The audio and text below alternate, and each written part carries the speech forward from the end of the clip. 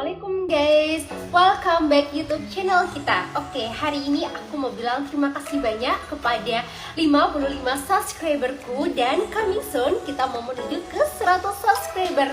Dan semoga aja YouTube channel ini untuk terus berkembang dan selalu memberikan informasi, edukasi, atau sekedar have fun untuk menemani kalian. Dan semoga aja bermanfaat, amin. Dan teman-teman, hari ini aku tag sendiri ya, karena memang kondisinya belum bersama partnerku. Biasanya aku selalu sama partnerku, tapi hari ini gak apa-apa.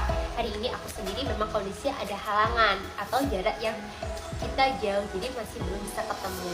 Nah, pada kesempatan kali ini aku nih dari Surya bakal membahas terkait dengan buku yang wajib kalian miliki sebagai mahasiswa keperawatan.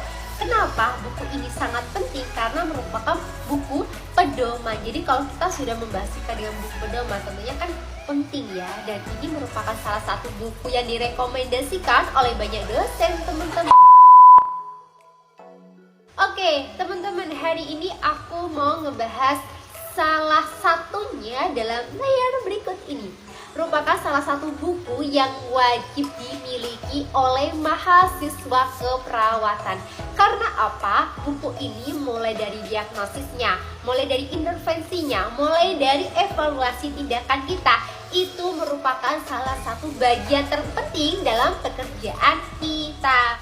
Oke teman-teman, hari ini langsung saja kita bakal bahas ketiga buku ini. Ketika kita beli ini, pasti kita akan disuguhkan oleh 3 buku ini. Jadi sudah menjadi satu paket ya.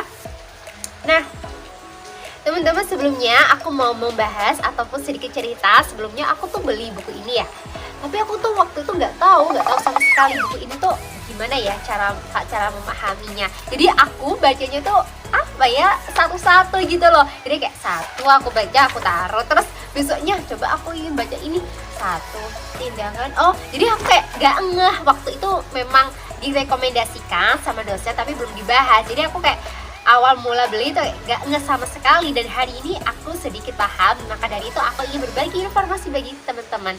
Nah, membahas terkait dengan ketiga buku ini, salah satu yang perlu kita pahami awal mula kita baca, kita kan tentunya mendiagnosis ya. Sebelumnya aku mau bilang kalau kita sebagai seorang perawat, diagnosis kita sama dokter tuh beda teman-teman. Kalau diagnosisnya dokter kan fokusnya ke diagnosis medisnya. Memang tugasnya dokter itu mengobati seorang pasien atau klien. Salah satunya ketika terdiagnosis hepatitis. Sedangkan kalau perawat itu bukan gitu. Diagnosisnya fokus ke ranah kebutuhan manusia. Jadi contohnya seperti diagnosis defisit nutrisi. Jadi diagnosisnya kita itu seperti itu teman-teman. Nah, awal mula kita membahas terkait dengan diagnosis. Jadi diagnosisnya kita pakai buku yang warnanya coklat ini ya. Kalau yang ini intervensi teman-teman, tindakan kita. Dan yang warna hijau ini merupakan buku buku evaluasi kinerja seorang perawat. Teman-teman, kita bakal bahas satu persatu bukunya. Di sini aku langsung saja. Ada ketiga buku, mulai dari buku SDKI, SIKI yang warna biru ini, dan SLKI. Nah, di buku SDKI ini terkait dengan diagnosis keperawatan. Jadi awal mula stepnya kita ketika membaca ketiga buku ini, kita kalau lebih baiknya kita membaca dari SDKI ini teman-teman. Jadi ini adalah standar diagnosis keperawatan Indonesia. Dan tentunya kalian harus tahu bahwa diagnosis antara dokter sama perawat itu beda. Contohnya, kalau dokter mendiagnosis terkait dengan penyakit medisnya, diagnosis medisnya, contoh seperti terdiagnosis hepatitis. Sedangkan kalau perawat, kita mendiagnosis terkait dengan kebutuhan manusia. Jadi kita mendiagnosisnya contohnya nih terkait dengan pasien mengalami defisit nutrisi. Nah, kalimat defisit nutrisi apakah boleh diganti dengan kekurangan nutrisi? Kan maknanya sama. Itu tetap nggak boleh karena memang panduannya sesuai dengan SDKI ini teman-teman. Nah, fungsi dari buku SDKI ini memang kita untuk memberikan sebuah diagnosis ya. Diagnosis melihat dari penyebab-penyebab pasien. Nah, bakal aku kasih contohnya seperti ini di samping aku ini. Ini adalah contoh dari diagnosis. keperawatan. Sorry teman-teman. Nah, oke, kita lanjut ke buku kedua. Buku kedua ini yakni Standar Intervensi Keperawatan Indonesia. Nah, standar intervensi ini merupakan salah satu tindakan keperawatan.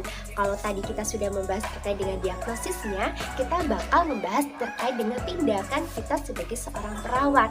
Di sini juga sudah lengkap, mulai tadi yang sudah aku bilang bahwa formatnya seperti ini ya teman-teman, hampir sama terkait dengan defisit nutrisi. Di sini juga ada intervensi terkait dengan defisit nutrisi. Nah, ketiga bakal ada sebuah standar luaran keperawatan Indonesia atau definisi dan kriteria hasil keperawatan. Contohnya terkait dengan rasa nyeri, misal nyeri pasien mengalami penurunan mengalami peningkatan ataupun mengalami perubahan ketika kita sudah melakukan tindakan intervensi. Jadi ini ibaratnya sebagai definisi dan kriteria dari hasil keperawatan. Nah teman-teman, ketiga buku ini memang sangat penting dan memang sangat dianjurkan karena ketiga buku ini sebagai pedoman kita sebagai seorang perawat nantinya.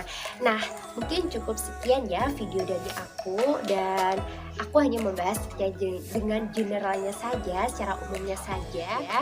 Dan insya Allah kita bakal bahas lebih lanjutnya, tapi next time karena memang waktunya yang tidak memungkinkan. Tapi semoga aja video ini bermanfaat bagi teman-teman, dan kalian bagi teman-teman bisa langsung komen, nanti bakal aku jawab satu persatu, ataupun kalian mau ngasih saran, kritikan, atau sekedar memberikan argumen, monggo silahkan. Dan teman-teman mungkin cukup sekian video dari aku, dan jangan lupa untuk teman-teman untuk subscribe channel YouTube kita, dan jangan lupa untuk kalian like bagi kalian yang suka, dan jangan lupa untuk di share ke teman-teman.